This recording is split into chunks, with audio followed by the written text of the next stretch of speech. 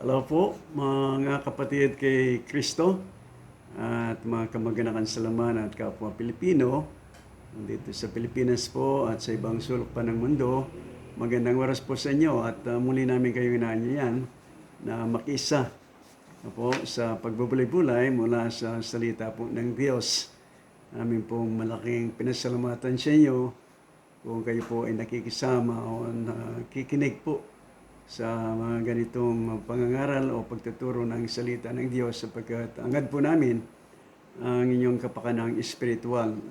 Ito ang pangunahing hangad namin at gayon din sa ikapupuri ng Diyos. Ang ating pong pag-aaralan ngayon ay kinuha ko sa aklat ni San Lucas, sa Kabanatang 12, talatang 15 hanggang 21. At gayon din po, ang isa dito ay nasa aklat ni Santiago, yung tinatawag na parallel or cross-reference na po. Dalawang passages ito. Mapasahin ko na muna sa inyo ang Lucas 12, talatang 15 hanggang 21 po. Bago natin babasahin ang Santiago 4:13 hanggang 16 po. Okay, tuloy-tuloy ko na po mabasahin ang dalawang passages na ito. At sinabi niya sa kanila, magmasid kayo at kayo'y mag-ingat sa lahat ng kasakiman, sapagkat ang buhay ng tao ay hindi sa kasaganaan ng mga bagay na tinatangkilik niya. At nagsaysay siya sa kanila ng isang talinghaga na sinasabi, ang lupa ng isang taong mayaman ay namumunga ng sagana. At iniisip niya sa sarili na sinasabi, ano ang gagawin ko sapagkat wala akong mapaglalagyan ng aking mga inaning bunga. At sinabi niya, ito ang gagawin ko. Igigiba ko ang aking mga bangan at gagawa ako ng lalong malalaki. At doon ko ilalagay ang lahat ng aking butil at aking mga pag-aari. At sasabihin ko sa aking kaluluwa, marami ka ng pag-aaring nakakamalig para sa maraming taon. Magpaingalay ka, kumain ka, uminom ka, matuwa ka. Tapos sinabi sa kanya ng Diyos, ikaw na haling, ihingin sa iyo sa gabing ito ang iyong kaluluwa. At ang mga bagay na hinihanda mo ay mapapasa kanino kaya. Sa lahatang 21 po, gayon nga ang nagpapakayaman sa ganang kanyang sarili at hindi mayaman sa Diyos. Babasahin ko po sa inyo ang Santiago, Kabanatang 4, 13 hanggang 16. Magsparito ngayon kayong nagpagsisabi, ngayon o bukas ay magsisiparong kami sa gayong bayan at titira kami doong 1 taon at mangangalakal at magtutubo. Kayo nga hindi nakakaalam ng mangyayari bukas. Ano ang inyong buhay? Kayo nga ay isang singaw na sa sandaling panahon ay lumilitaw at pagdakay napapawi. Sapagkat ang dapat ninyong sabihin ay, kung luluubin ng Panginoon, ay mga bubuhay kami at gagawin namin ito o yaon. Talatang 16 po, datapwat ngayon ay nagmamapuri kayo sa inyong mga pagpapalalo. Ang lahat ng ganitong pagmamapuri ay masama. Pagpalain naman ng Diyos ang masalitang aking pong binasa sa ating mga puso. At tayo po'y manalangin muna bago tayo magpatuloy sa ating aralin. Mang Diyos na sumasalangit, kami po ay dumudurog sa inyo sa mga sandaling ito at nagpapasalamat at binigyan mo po kami ng muling pagkakataon na matunghayan at mapag-aralan, mapagbulay-bulayan ang iyong banal na salita. Sana po tulungan kami ng Espiritu Santo upang maunawaan po namin ang kahulugan ng mga salitang ito at maging pagpapala sa aming buhay espiritual, sa aming emotional at sa aming kaisipan. Tulungan nawa kami ng Banal Espiritu na ang mga ito ay may sa puso namin at may sa kabuhayan po namin upang malubos ang layin mo sa mga salitang ito sa buhay po namin. Patawarin po kami kung anong pagkulang namin sa iyo. Tulungan nawa kami, Panginoon, na mabigyan kang kaliguran sa ganito pong pag-aaral ng salita. Ito po aming panalangin, may pagpapasalamat sa pangalan po ni Kristo na aming Panginoon. Amen.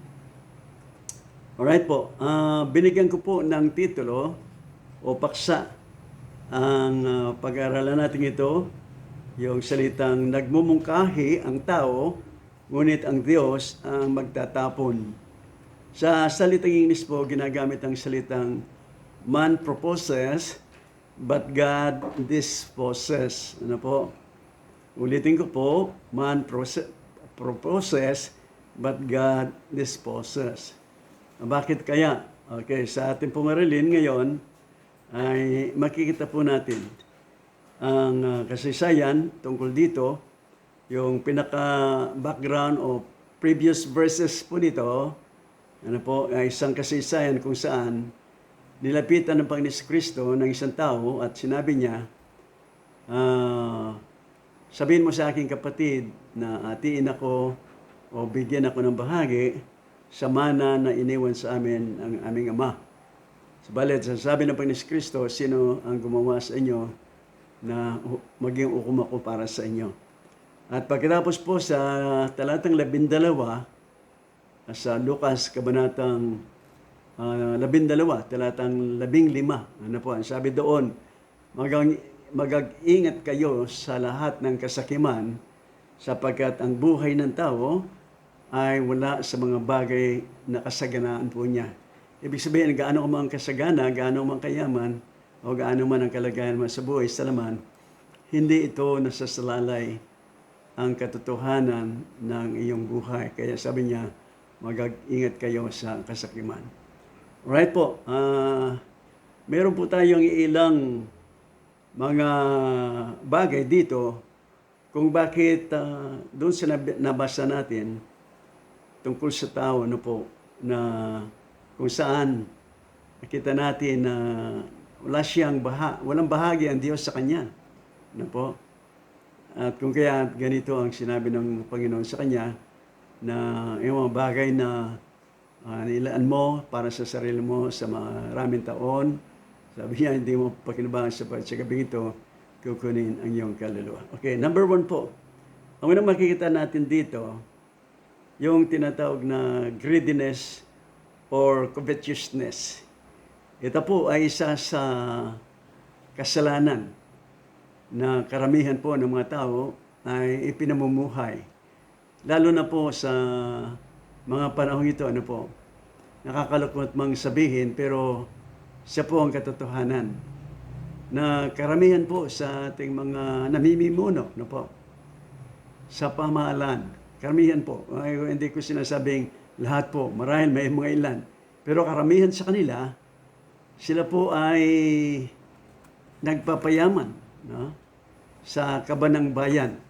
Okay, makita naman natin na yung mga kaso na tinatalakay sa ngayon patungkol sa tinatawag na corruption, no, ng mga politiko from the government treasures, ano po, yung kayamanan ng bayan na dapat sana magamit sa kapakanan ng maraming taong katulad ko na mga ikangay mahirap pa sa daga, ano po, na makikinabang, subalit dahil sa covetousness, kasakiman, greediness, ano po, ng mga maraming politiko, yun nga po nangyayari, hindi nagagawang paunlaran ang ating bansang Pilipinas at hindi rin nakakatulong sa maraming mga Pilipino na kung makita mo wala silang sariling tirahan, no po, at namamalimos, namumulot sa basura. Yan po ang kalagayan ng ating bayan. Bakit?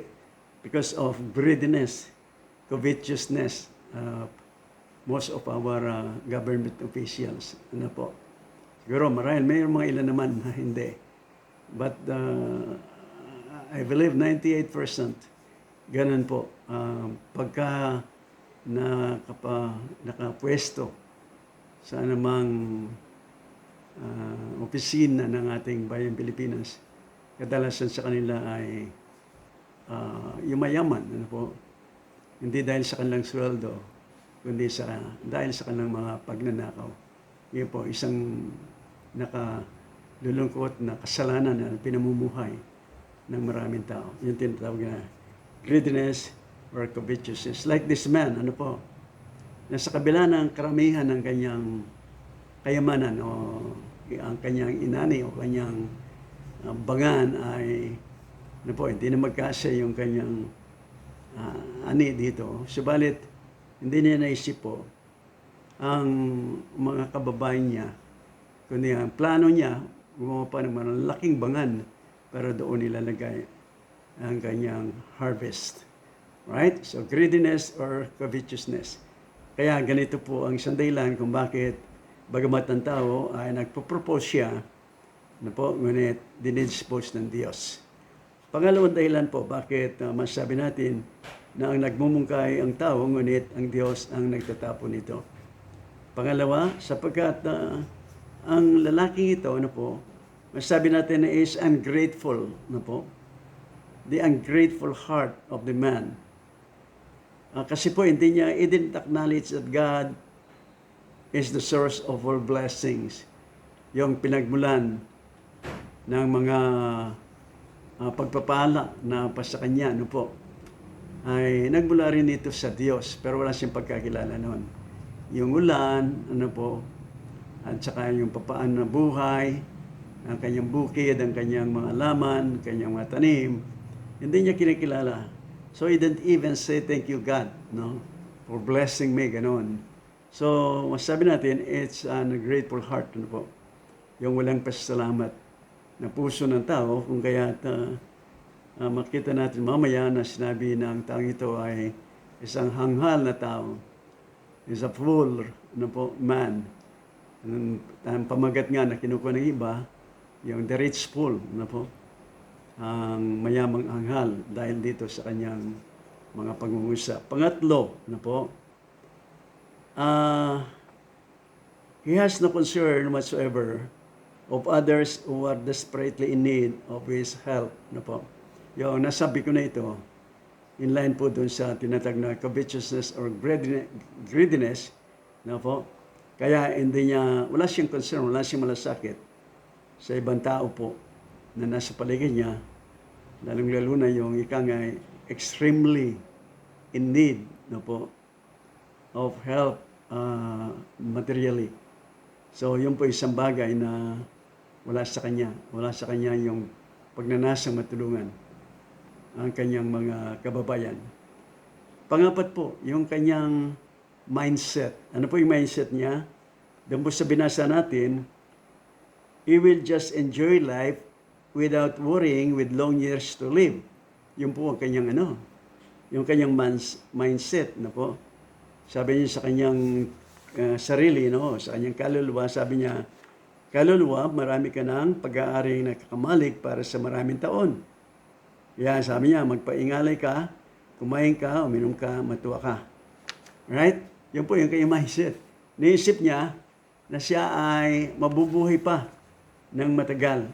Kaya ang gagawin niya yung kanyang mga, yung kanyang harvest po, yung ani po niya ay tatambak. No? Pagkatapos, wala siyang ibang gagawin, kundi kumain, uminom, magsaya. At yun ang kanyang plano sa buhay niya. Subalit, tandaan po natin, ano sabi sa verse 20, ngunit sinabi sa kanya ng Diyos, na po, hanghal, kay ikaw na aling, ihingin sa iyo sa gabing ito ang iyong kaluluwa at ang mga bagay na hinihanda mo ay mapapasa kanino kaya. Yan po ang hindi niya inisip, no? Na ang kamatayan ay maaaring mangyari sa gabing yon. O sa isang saglit, ano po mangyayari yan. Ganyan po ang kainaan ng mga tao. Nagpaplano sila sa marami bagay na hindi nila kasama ang Diyos sa kanilang pagpaplano. Subalit, kung ganyan ang pagpaplano, sabi nga ni Santiago, dapat sana sabihin ninyo, kung kalooban ng Diyos, manatili ako sa ganitong lugar ng 1 taon, gagawin ko ito, gagawin ko yun. No? Kasi sabi niya ni Santiago, ang buhay ng tao ay katulad lamang ng isang singaw na sa sandali ay limit daw at sa isang sandali ay mawawala. Ganyan po ang buhay natin, na po. Especially if we are talking about eternity, na po. Masyadong maikli ang buhay natin dito. Na po. At Hindi ko alam kung itong edad kong ito ay abutan pa ng marami sa inyo. Mag-81 na po ako sa October, Lord willing na po. 81 na ako at dalawang beses na ako nagkaroon ng major problem, sickness na po. Major operations, bidok ako at nagkaroon na rin ako ng pneumonia sa panahon ito. Napakadelikado. Subalit, pireserba po ng Diyos. Marahil meron pa talagang layunin sa akin ng Diyos, sa aking buhay. Unang-una, ito nga, may pahayag ko ang Ebanghelyo ni Cristo sa aking mga kababayan, sa aking mga kamag-anak, upang kung sila po ay tutugon nito, positively, ang tatanggapin nila ng buong puso, ito'y makikinabang sila sa buhay na ito at higit sa lahat sa walang hanggan. Ngunit, tandaan po natin, ang taong ito ay wala siyang iniisip patungkol sa kanyang kinabukasan ng buhay. Ano kaya kung ako'y mamamatay, saan kaya ako pupunta? Something like that. Hindi, kundi sinabi niya, sa maraming taon. Maraming taon. Ang inaasa po niya, mabubuhay pa siya ng matagal. Ganyan ang karaniwang paniniwala ng marami. Malakas pa sila, bata pa sila, at malusog. Pero kung dumating po yung tawag ng kamatayan, katulad dito, tinawag ng hangal o haling, sa gabi ito, kukuhanin ang iyong kaluluwa at mapapas sa kanino kaya. Ibig sabihin, mamamatay ka na ngayong gabi. Mapapas sa kanino kaya yung inimbak mo, yung inipon mo. Siyempre, hindi niya madadala yun. Wala namang madadala. Sabi ni Pablo kay Timoteo, dumating ka rito sa mundo na walang dala-dala, pag alis mo o pagkamatay mo, wala ka rin dala-dala sa kabilang buhay.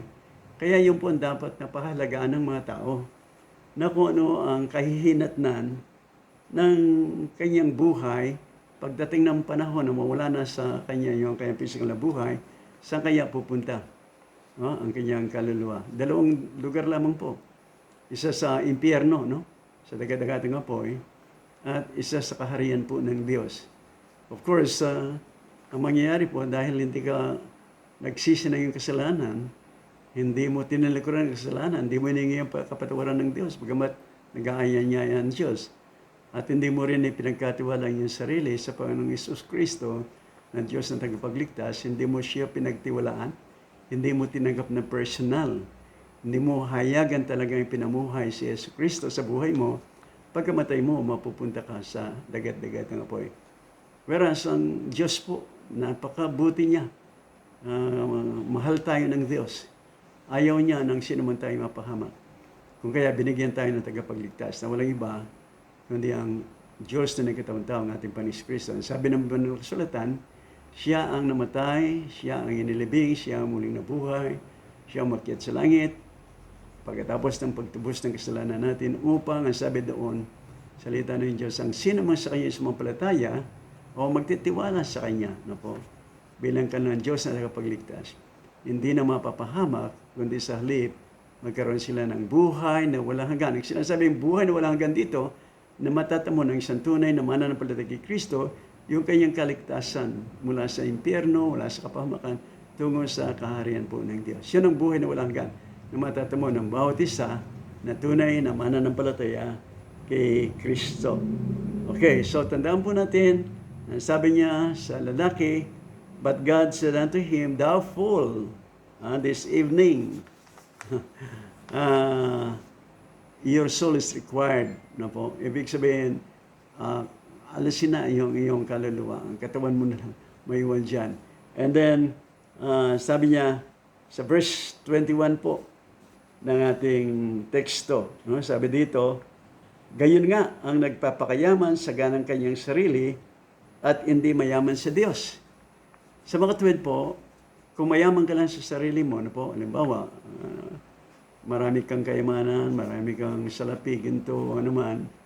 Ngunit kung hindi ka naman mayaman sa Diyos, ibig sabihin, hindi ka sa panig ng Diyos. Hindi mo talagang kinikilala ang Diyos at na siya nagbibigay siya ng mga bagay na tinanggap mo. Hindi ka nagtiwala kay Jesus na yung tagapagligtas, Panginoon. Ang mangyayari po sa iyo ay mapapahamak ka. At anuman bagay na inimbak mo, inipon mo, mapapawalang halaga. Ang mga bagay na yan, kung kaya sinabi ng Diyos, ganyan ang nagpapakayaman sa ganang kanyang sarili at hindi mayaman sa Diyos. Tanungin po natin ang ating sarili ngayon. Saan ba tayo mayaman? No? Mayaman ba tayo sa salapi? Okay lang po yun. Wala pong problema. Ang salapi nga po, sabi nga, ay magandang alipin, ngunit hindi magandang Panginoon. Ibig sabihin, kung meron man tayong salapi, meron man tayong kayamanan, wag po natin ngayaan na ito'y magiging Panginoon na sa atin at tayong alipin nito. No, kundi maging alipin natin ang salapi upang magamit natin ito sa ikapupuri ng Diyos at sa pagtulong sa ating mga kapwa-tao. Sapagkat yan ang unang utos na sinabi ng banal na kasulatan ng kautusan na mahalin natin ang Diyos ng buong puso natin, ng buong lakas, buong kaisipan. Ano po? At pangalawa, mahalin natin ang ating kapwa gaya ng ating sarili. So marami po sa mga mayayaman, hindi nila may susuko ang kanilang kayamanan. Ano po? At para sa kanila, mas maigi na i-embrace nila o kalungin nila ang kanilang kayamanan at tanggian ang anak ng Diyos. Naalala ko ang isang rich ruler din po na sinabi niya, lahat nito sa kautusan na sinasabi ay natupad ko. Kinalugdan siya ng Diyos. Ngunit alam mo naman ng Diyos kung talagang tumutupad siya sa mga kautusan ng Diyos. Ang requirement po kasi doon is to love God. First of all, to love God, no po, with all your heart, with all your mind, with all your soul, with all your strength, no po, and then your fellow man, ano po. Kaya sabi ng Panginoon Kristo sa kanya, if you really love God with all your heart, siya ang priority mo, no? Then you need to sell your wealth and then distribute it to the poor people. Alam po ninyo, yung mayaman na yon, tanilikpuran niya ang Panginoon Kristo. Bakit? Sabi ng Biblia, sapagkat ubod siya ng yaman. Ayaw niya ang isuko yung kayamanan niya para matupad lamang niya ang sinabi ng ating Panginoon Kristo. Ganyan po yung tao ngayon. No? Dahil sa iba't ibang bagay na kanilang kinalugdan, kanilang inaatupag, po, siya doon lang minamahal. Hindi nila kayang itakwil ito. Hindi nila kayang i-forsake ito. Okay? And to follow God. Gawin ang kalooban ng Diyos. Subalit, tandaan po natin, sabi ng Diyos sa taong ito, ikaw na haling sa gabing ito. Kukuhanin ang iyong kaluluwa. Mapapasakanin ko yan ang kayamanan mo. Huwag na ang mangyari po, sa kanino mang nakikinig ngayon, na ang kanyang kaluluwa ay kukuhanin na ng Diyos. Kundi bigyan tayo ng Diyos ng marami pang pagkakataon na maunawaan po natin kung ano tayo kamahal ng Diyos. Ayos lamang ng Diyos, yun tayo ay magpakumbaba, makilala sa sarili na tayo makasalanan, hindi natin kayang ligtas ng ating sarili. Lapit natin sarili sa Diyos ng buong pusong pagsisisi, andang talikuran kasalanan at mamuhay sa kalooban ng Diyos. Hingin ang tawad, tayo patatawarin at ilagak ang ating pagtitiwala sa Panginoon Kristo. Siya lamang, wala nang iba. Siya po ang daan ng kaligtasan. No? Siya ang katotohanan na magpapalaya sa kasalanan. Siya rin ang buhay na walang hanggan. Nang sino mang sumasaka kay Kristo ay may buhay na walang hanggan. Ang sino mang wala sa Kanya, ang anak ng Diyos na sa Kristo, wala sa Kanyang buhay, kundi ang puot ng Diyos ang siyang sumasa Kanya. So mga kababayan, mga kamag-inakan, sana po, lapit na ninyo yung sarili sa Diyos sa mga sandaling ito, bilang makasal nagsisisi, humingi ng tawad na handang talikuran ng kasalanan at mamuhay sa kabanalan. At pagkatapos, ilagak ang pagtitiwala na tanging si Jesus na Diyos ng kitang tao ay sila lamang tumubos ng kasalanan at sila mandaan ng kaligtasan. Para sa gayon, ano man ang oras po na tayo kuhanin ng Diyos, alam natin na tayo patutungo sa walang hanggang buhay na kasama ng ating Panginoon Kristo. So kung kayo man po ay nagpaplano, no? Huwag niyong isama ninyo ang inyong plano sa Diyos para hindi po mawawalan ng kabuluhan yan. Ano yung pamagat natin? Man proposes, but God disposes. Sa Tagalog po, nagmumungkahi ang tao o nagpaplano yan. Ngunit ang Diyos ang nagtatapon nito. So yun, pag hindi kasama ang Diyos, mawawalan po lahat ng kabuluhan yan. So, ganun po ang turo na napag-aral natin sa kasasahan ito. At sana naging pagpapalan sa bawat isa sa inyo na nakikinig po nitong programang Pagbubulay-Bulay mula sa salita ng Diyos. Pagpalain po kayo ng Diyos hanggang sa susunod.